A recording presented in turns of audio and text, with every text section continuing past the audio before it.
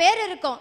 நம்மளோட வாழ்க்கையில இது வரைக்கும் ஒரு தப்பு கூட செஞ்சதில்ல அப்படிங்கிறவங்க யாருமே இருக்க முடியாது. அது யதார்த்தம். ஏதோ ஒரு சூழ்நிலையில ஏதோ ஒரு சின்ன தப்பு செஞ்சிருக்கலாம்.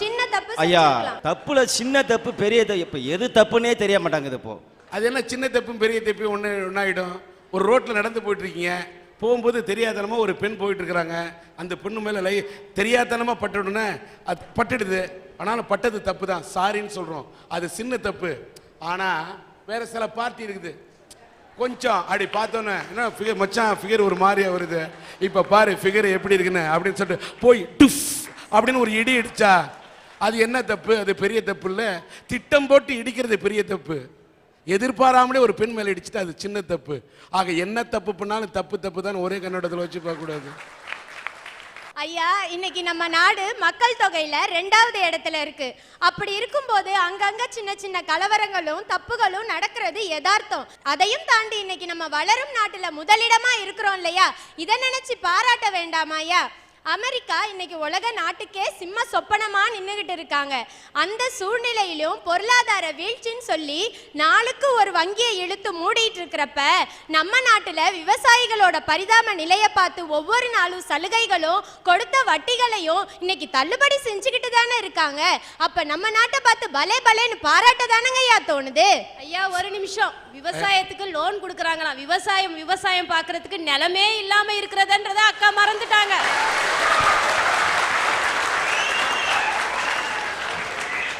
ஐயா, ஸ்டாண்டர்ட் ஆஃப் லைஃப்ங்கிறது வேற, ஸ்டாண்டர்ட் ஆஃப் லிவிங்கிறது வேற. ஸ்டாண்டர்ட் ஆஃப் லைஃப், நீ எல்லா வளமும் கூட நான் நல்லா வாழ்ந்து காட்டுறேங்கிறது ஒரு பக்கம். ஆனா ஸ்டாண்டர்ட் ஆஃப் லிவிங், இன்னைக்கு என் நாடு ஏழ்மையா இருந்தாலும் மற்ற நாடுகளுக்கு முன்னிலையில வளமா வாழுதுன்னு பாராட்டுறேங்க ஐயா நானு. இன்னைக்கு நம்ம நாடு இருக்க நிலைமைய பார்த்து ஒரு கவிஞன் அழகா சொன்னா, ரத்தம் தோய்ந்த மானுட கைக்குட்டையில் மண்மகள் மத்திய ரேகையில் கொடி உலர்த்துகிறாள்னு. இன்னைக்கு நம்ம நாடு எதுல முன்னேறிட்டு இருக்கு? வன்முறையிலையும் தீவிரவாதத்திலையும் தானே. பிப்ரவரி 13ஆம் தேதிக்கும் 16ஆம் தேதிக்கு இடையில எத்தனை நாள் சார்? 3 நாள். அந்த 3 நாளுக்கு இடையில 3 இடத்துல குண்டு வெடிப்பு நடந்திருக்கு. இதை பார்த்து பலே பலேன்னு கை தட்டுறதா இல்ல அட பாவமேனு பரிதாபப்படுறதா சார்? இன்னைக்கு நம்ம நாடு எதுலையோ முன்னேற்றம் அடைஞ்சிட்டுன்னு பேசிட்டு இருக்காங்க. வருஷத்துக்கு 21 லட்சம் குழந்தைங்க சாப்பாடே இல்லாம இறந்து போயிட்டு இருக்காங்க இந்த நாட்டுல. சுண்டைக்காய் கால் பண்ணோம்னா சொமகூலி முக்கா பணம்னு சொல்லுவாங்க. அது மாதிரி வெளிநாட்டுக்கு 3 ரூபாய்க்கு ஏற்றுமதி பண்றோம் உணவு பொருளை. ஆனா உள்நாட்டுல இல்லாதவன் 5 ரூபா கொடுத்து கேட்டாலும் கொடுக்கறதுக்கு மனசு வரல. இதை பார்த்து அட பாவமேன்னு சொல்றதா இல்ல பலே பலேன்னு கை தட்டுறதா? Sir, AR Rahman Oscar award வாங்கினதுக்கு நான் கை தட்டுறேன். ஆனா அந்த படத்துக்கு பேர் என்ன வச்சாங்க? Slumdog millionaire. அன்னைக்கு ஒரு ஆங்கிலேயன் இந்தியனை பார்த்து நாயின்னு சொன்னதுக்கு நம்மளுக்கு எல்லாருக்கும் வந்ததே. இன்னைக்கு ஒரு இந்தியனை பார்த்து நாயின்னு சொல்றப்ப ஏன் வாய மூடிட்டு இருக்கோம்? இத பார்த்துதான் சார். இல்ல வாய் மூடிட்டு இல்ல, நீ சொல்ற அதுல ஸ்லம் டாக் மில்லியனர் சொல்லக்குள்ள ஸ்லம்ல இருக்கக்கூடிய எங்களை டாக்னு சொன்னாலும் நாங்களும் வாழ்க்கையில மில்லியனர் ஆவோம்ல. இன்னைக்கு சில பேர் சொல்லுவாங்க சார், அரசியலுக்கு வர்றது ரொம்ப ரொம்ப ஈஸின்னு. ஆனா அரசியலுக்கு வரத்துக்கும் 3 முக்கியமா தேவை. என்னென்னு சொல்றேன் கேட்டுங்க. Man power, muscle power, money power. இது 3 இருந்தாதான் இன்னைக்கு அரசியலுக்கு வர முடியும். இதை எல்லாத்தையும் வச்சுட்டு ஜார்க்கண்ட்ல ஒரு சுயேட்சை எம்எல்ஏ மதுகோடான்னு எப்படியோ முதலமைச்சர் ஆயிட்டாரு. ஜார்க்கண்டோட பட்ஜெட்டே 3000 கோடி ரூபாய். ஆனா இவர் ஒரு வருஷத்துல சம்பாதிச்சது 4000 கோடி ரூபாய். இப்படி போயிட்டு இருக்கு சார் அரசியல். இதை பார்த்து அட பாவமேன்னு சொல்ல முடியுமா இல்ல பலே பலேன்னு கை தட்ட முடியுமா?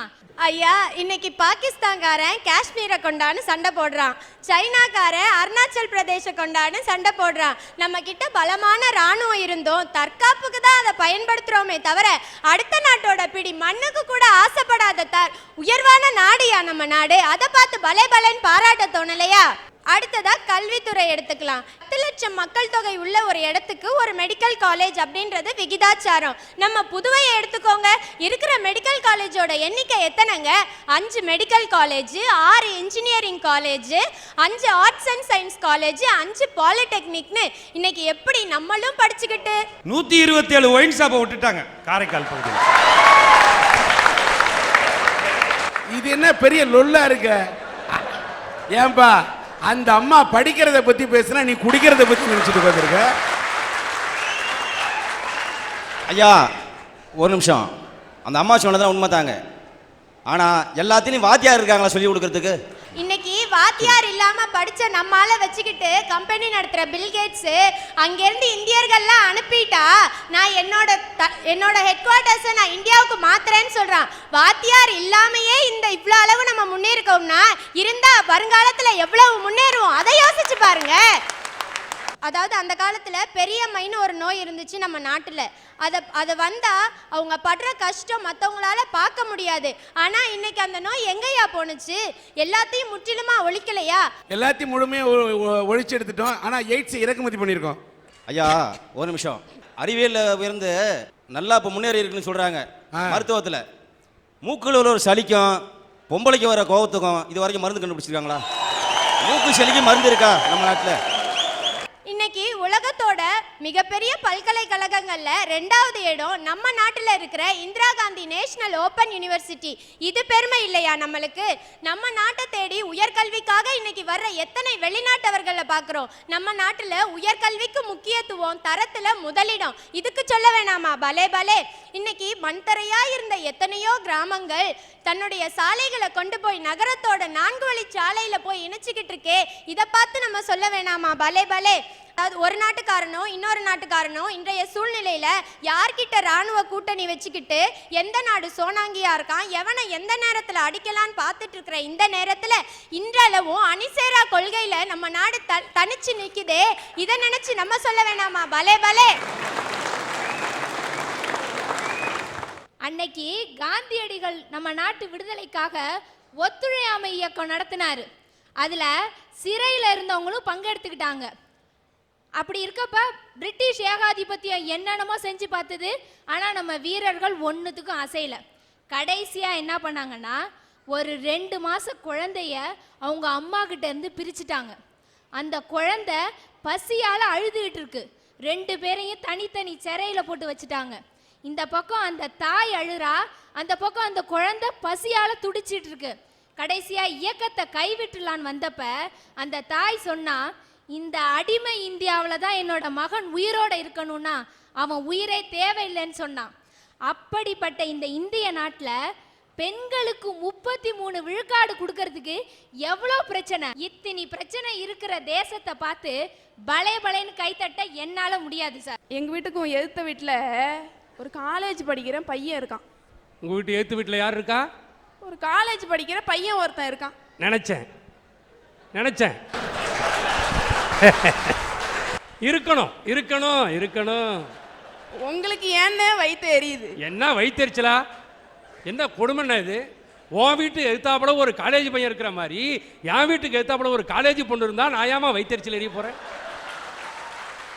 காலேஜ் பொண்ணு இல்லைன்னா கூட பரவாயில்லண்ணே, 2 கிழவிங்க இருக்காங்கண்ணே எழுத்தாப்புல.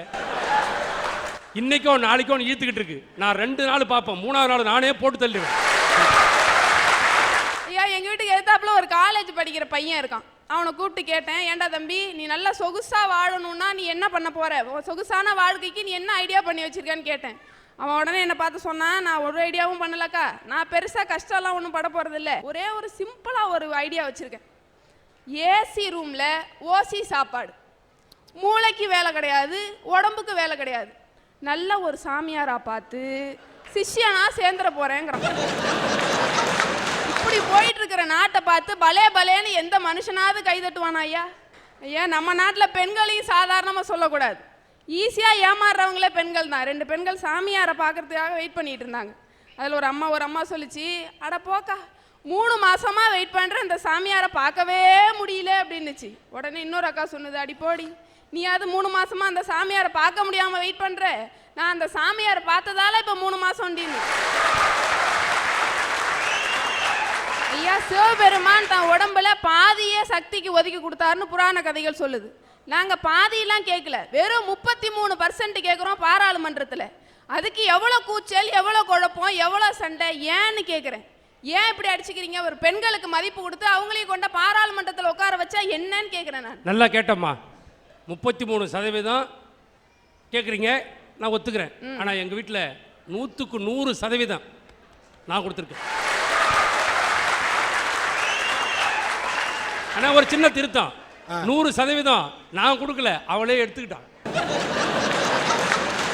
உங்களுக்கு வாச்சது அப்படின்னா நாங்கள் என்னையா பண்ண முடியும்? ஐயா நம்ம நாட்டோட தேசிய விளையாட்டு என்ன? ஹாக்கி. ஹாக்கி ஆரம்பித்தால டெல்லியில் ஆரம்பித்து நான்லாம் நடந்ததில்லை. ஹாக்கியில் மொத்தம் 12 நாடுகள் கலந்துக்கிட்டான். நம்ம நாடு 7வது இடம்.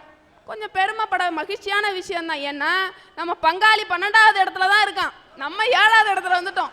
கொஞ்சம் பெருமைப்பட வேண்டிய விஷயம். அதை பற்றி ஒன்றும் பிரச்சனை இல்லை பவானி அம்மா. நம்ம நாடு ஹாக்கியில் 7வது இடத்துல இருந்தா, 9வது இடத்துல இருந்தா, கபடியில் மட்டும் நம்ம ஆளுங்க தான் இன்னைய வரைக்கும் மெடல் வாங்கிட்டு இருக்கோம். அந்த பெருமை நம்மளை விட்டு எங்கேயும் போகலை. அதில் குறிப்பாக நம்ம தமிழ்நாட்டு ஆளுங்க தான் அதிகமாக பிளேயர்ஸ் அந்த கபடி டீமில். எப்படா ரஷ்யாக்காரன் கேட்டான், தமிழ்நாட்டுக்காரன் மட்டும் எப்படா கபடியில் தொடர்ந்து மெடல் வாங்குறீங்கன்னு கேட்டதுக்கு நம்மளால சொன்னா, நாங்கள் தாண்டா லபுக்கு லபுன்னு காலை வாரி விடுவோம் அப்படின்னா.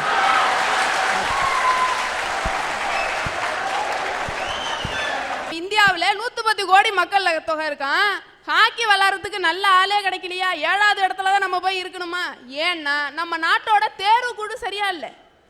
இப்படிப்பட்ட நாடை நினைச்சு பலே பலேன்னு யாராவது கைத்தட்ட முடியுமா? பரிதாபப்படத்தாயா முடியும். இன்னைக்கு நாட்டில் போலிகள் ரொம்ப அதிகமாயிடுச்சு. போலி டாக்டர்கள் முக்கியமாக ரொம்ப அதிகமாயிட்டாங்க.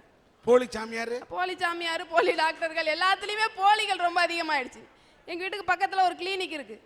அங்கே ஒரு வாரமாக ஒரு ஆள் தங்கி வைத்தியம் பார்த்துட்டு இருக்கான். ஒரு 4 நாளைக்கு முன்னாடி அந்த பக்கமாக போனேன். அந்த நர்ஸை கூப்பிட்டு அவன் சொல்கிறான், நர்ஸ் நீங்கள் என் இதயத்தையே திருடிட்டீங்க நர்ஸ் அப்படின்னா. உடனே அந்த நர்ஸ் திரும்பி சொல்லிச்சு, அட போடா மூதேவி, உன் கிட்னியை டாக்டர் திருடி 4 நாள் ஆகுது. நாடு இன்னைக்கு இப்படி போயிட்டு இருக்கு. ஆனால் இதை விட ஒரு வெக்கப்பட வேண்டிய விஷயம் என்ன தெரியுமா? என் நாட்டில் இன்னைக்கு நடந்தது. வெறும் 10வது படித்த பொண்ணு தான் காவல்துறையில் ஏசின்னு சொல்லிட்டு 2 வருஷம் வளம் வந்திருக்கா ஐயா. இதை விட கொடுமையான விஷயம், உண்மையான ஏசுக்கு சல்யூட் அடிச்சிருக்காரு ஐயா. இன்னைக்கு விஞ்ஞானத்துறையும் சும்மா சொல்லக்கூடாது, ரொம்ப அருமையாக வளர்ந்துருக்கு. சந்தோஷப்பட வேண்டிய விஷயம் தான். இன்னைக்கு செல்போன் படுத்துகிற பாடு. எங்கள் ஊரில் ஒரு கல்லூரி படிக்கிற இளைஞன் இப்போ காதில் செல்லை வச்சுட்டு உருண்டு பேசுகிறான், படுத்து பேசுகிறான், மாடியில் நின்று பேசுகிறான், கீழே நின்று பேசுகிறான். 1 மாதம் கழிச்சு செல்லை பிடி வாங்கிறான், அதில் சிம் கார்டே இல்லை. என்னம்மா ஏமாத்துறான் நாட்டை? ஐயா இன்னைக்கு நாடு எப்படி போயிட்டு இருக்கு தெரியுமா? பேங்க்குக்கு போய் பார்த்தா இருப்பு இல்லை, கோயிலுக்கு போனால் செருப்பு இல்லை, போலீஸ் ஸ்டேஷன் போனால் கருப்பு காணும், கடைசியில் ஆஸ்பத்திரிக்கு போனால் உறுப்பு கூட இருக்க மாட்டேங்குதியாங்க. எல்லாத்தையும் இப்படிங்க விட்டுறான். சில பேருக்கு கல்யாணம் ஆனா சிரிப்பே இருக்க மாட்டேங்குதுமா. நாட்டில் எது தேவையோ அதை மனிதன் எடுத்துக்கிறதே கிடையாது. நாட்டில் எது தேவையோ அதை மனிதன் எடுத்துக்கிறது கிடையாது. ஏன்னா நான் பிசியோதெரப்பியில் மாஸ்டர் டிகிரி முடிச்சிருக்கேன். இன்னைக்கு எங்கள் நிலைமை என்ன தெரியுமா? நாங்கள் ஒரு மருத்துவத்துறையை சேர்ந்தவங்க தான். எங்களுக்கும் 4.5 வருஷம் படிப்பு. நான் மொத்தம் 7 வருஷம் படிச்சிருக்கேன். ஆனால் இப்போ எங்களோட நிலைமை என்ன தெரியுமா? எங்களை டாக்டர்னு போடக்கூடாதுன்னு சொல்லி ஒரு கும்பலை கங்கணம் கட்டிட்டு தெரியுது. பொதுவாகவே மக்களுக்கு மூட்டு வலி, கைகால் வலி எல்லாம் ரொம்ப அதிகமாயிடுச்சு. இதுதான் உண்மை. இன்னைக்கு நாட்டில் ஜிஹெச்சில் ஃபிசியோதெரப்பி டிபார்ட்மெண்ட்டுக்கு மட்டும் 600 நோயாளிகள் வராங்க. ஆனால் 4 ஃபிசியோதெரபிஸ்ட் தான் போட்டிருக்காங்க. ஆனால் எங்களுக்குன்னு இது வரைக்கும் எந்த கவுன்சிலும் ஃபார்ம் பண்ணி கொடுக்கல. அரசாங்கத்திட்ட நாங்கள் போராடி இன்னைய வரைக்கும் ஓயாமல் போராடிக்கிட்டு தான் இருக்கோம். நான் என்ன கேட்குறேன், நாங்கள் ஆரம்ப சுகாதார நிலையத்தில் சேர்ந்து மக்களுக்கு சேவை செய்ய தயாராக இருக்கோம். நாங்களும் அதே மருத்துவர்களுக்கு இணையாக தான் படிக்கிறோம். நாங்கள் ஏன் டாக்டர்னு போடக்கூடாது? சும்மா ஒன்றும் தெரியாத பையன் ராஜ வைத்தியம் அது இதுன்னு சொல்கிறவெல்லாம் டாக்டரா போட்டுட்டு போய் போலீஸ் ஸ்டேஷனில் உட்காந்துருக்கான், கம்பி எண்ணிட்டு இருக்கான். உண்மையை படித்த நாங்கள் ஏன் டாக்டர்னு போட சொல்லக்கூடாது என்று இந்த அரட்டை அரங்கு மூலியமாக எங்களுக்கு ஒரு தீர்வு கிடைக்க வேண்டும் என்ற ஆழமான கருத்தை பதிவு செய்து நீங்கள் ஒரு நல்லா கேட்ட பவானி. டாக்டர் பட்டம் உனக்கு வேணும் அவ்வளோதானே? 25,000 கொடு, நாளைக்கே வாங்கி தரேன். அப்படியே சண்டே மார்க்கெட்டில் கொட்டி விற்கிறாங்க. 50,000 கொடுத்தனா என்ஜினியர், நீ நாளைக்கே நீ டாக்டரு வச்சுக்கா. இவர் மாதிரி நாட்டில் நிறைய பேர் இருக்கிறதுனால தான் நாடு இன்னும் பரிதாபத்துக்கு உள்ளாகிட்டே இருக்கு.